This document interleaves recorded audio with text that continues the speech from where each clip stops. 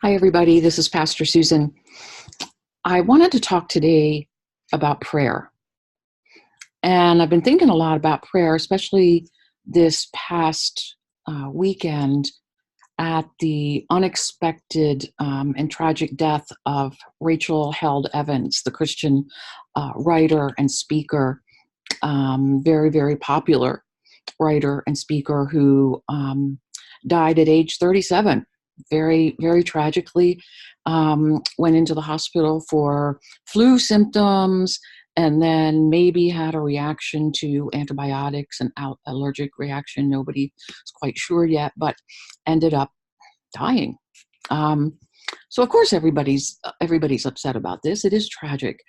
And there's a lot being written about Rachel Held Evans right now, lots and lots of articles coming out, and it's great to read them, and lots of people quoting her writings, which is great. They'll stand for a long, long time. But the thing I've been noticing is a lot of people on Facebook pages and other media wondering why God would let this happen. So many people were praying for her recovery, for her healing. And the fact that then she did not recover has caused some folks to question and say, why? What kind of God would take somebody like this from us? What happened to my prayers? What about all these prayers that were going up for her? Then why do we pray? What good is it?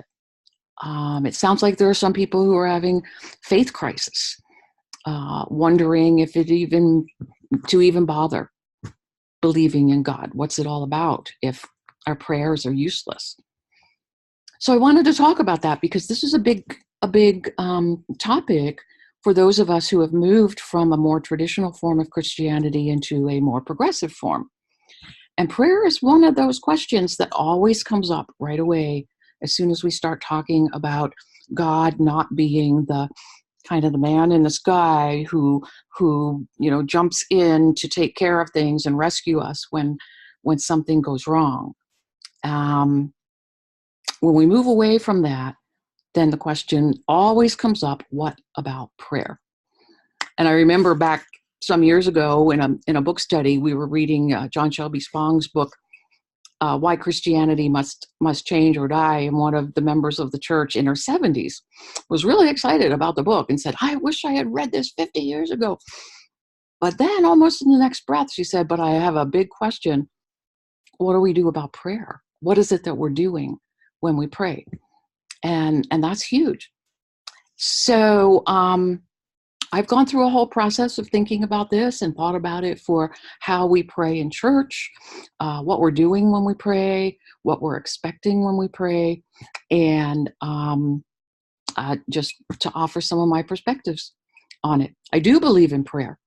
I do pray, but I don't believe in a supernatural God who's out there somewhere who makes decisions based on I don't know what, to answer a prayer or not answer a prayer.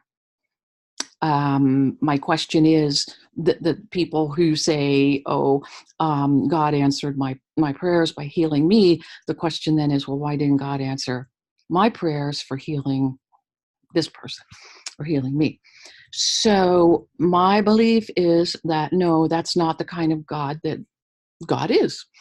God is in, with, around, all through the universe as a powerful force of healing and wholeness and unity and love and compassion and all of those good things, and always is calling us and luring us into those things as well. And sometimes we talk about the great web of life and how we are all connected and interconnected in that web. And that web is the divine. Actually, the divine is more than that. But what we can understand of everything that we can know is in that divine.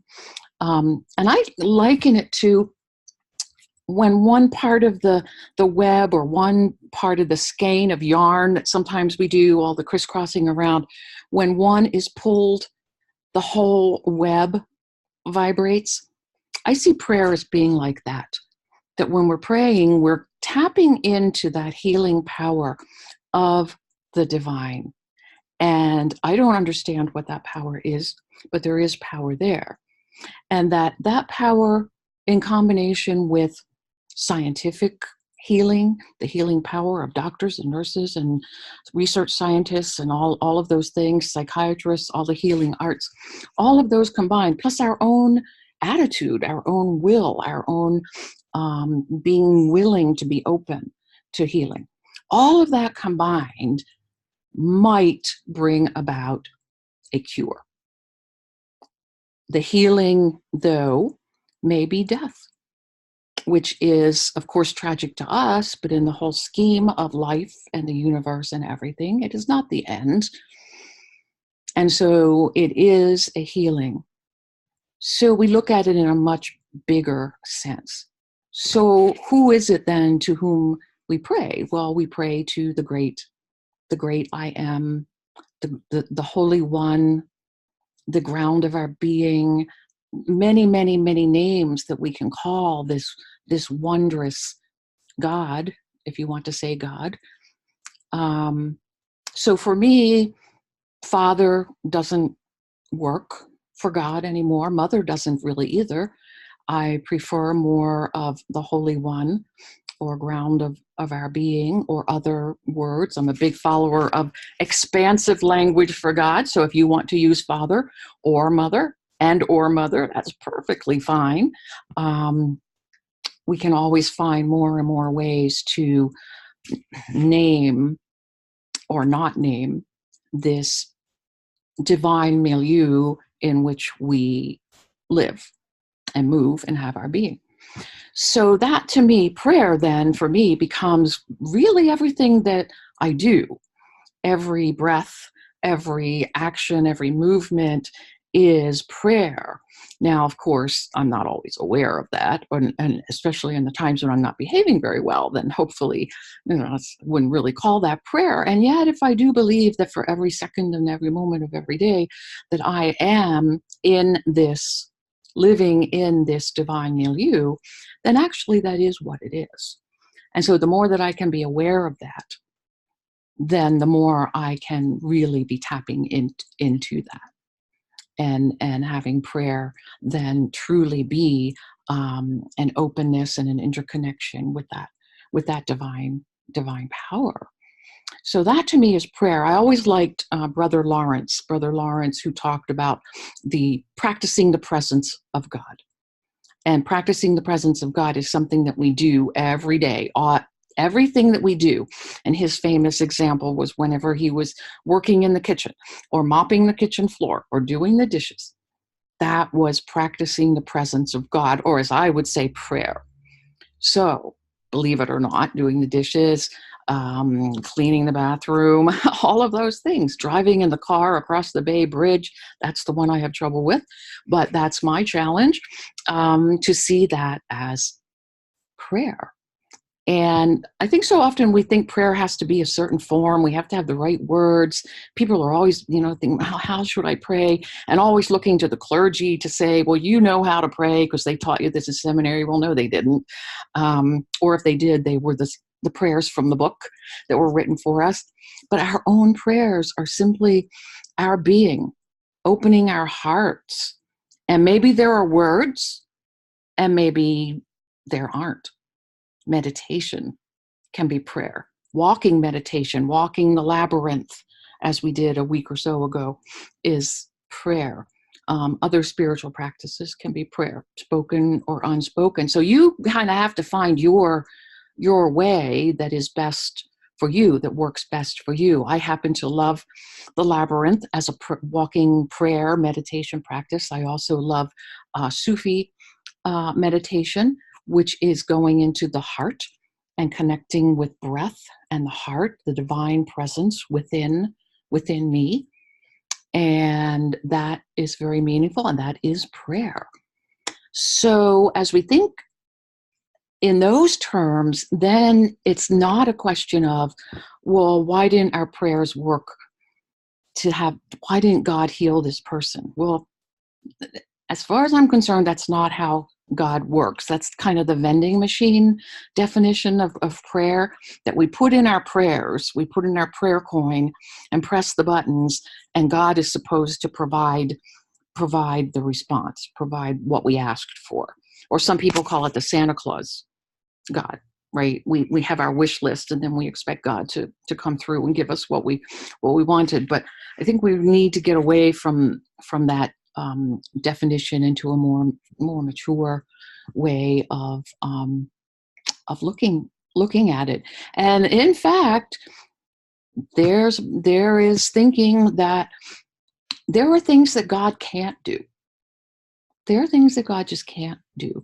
Intercede in the workings of nature, of detouring a tornado from one place to another. And to give thanks that the tornado was detoured from my home but hit somebody else's home doesn't seem to me like a real good way of thinking about it. That there are things that God can't do. Now, that doesn't mean that things can't happen. Again, I think it goes back to that being part of the web and the action of divine power along with our own healing powers, creating wholeness. But there are just some things that God is not able to do. So I can ask all I want that God is going to come down here and give me a house. I would like a house in the Bay Area. Wouldn't that be great? That would be a wonderful miracle, and God can do miracles. So God, I want that house. Now I might get that house. If I do kind of tap into my divine web and universe and decide that I'm going to put all my money toward this, and this is going to be a goal for me, and then I'm going to ask for divine power to give me the strength to do that, to resist spending my money at Starbucks or at Pete's, that might happen. But if I think I'm going to just sit back and wait for God to do it, I think I'm foolish. So I guess my advice to those who are grieving and wondering why God did not answer your prayers, I do believe that God has been with you in this grieving time. God was with Rachel in her dying, as God was in her living, and God is with those who grieve now, and that God actually grieves along with us, and that's part of the prayer too. Everything, every breath is prayer. So that's my take on it. There are other ways to think about it. I know others think in different ways, but I put that out there as maybe a starting point for thinking about it, talking about it, wondering. And I mean, it even plays into what we do in church. I'm a big, I really don't like the intercessory prayers that we do, because we're always asking God to come and do stuff. Come and heal our world, protect us from tornadoes and hurricanes, and that's not right to me. I think it's more to pray, inspire us to heal our world, inspire us to do the things for our world that will ensure that we can live in the best that we can do. So shifting it around from, okay, God, come and do this, to inspire us to do these things and to live within your divine milieu to the greatest extent that we can. And the more that we can do that, the more that we can really see the power, the real power of prayer in our lives. Thanks.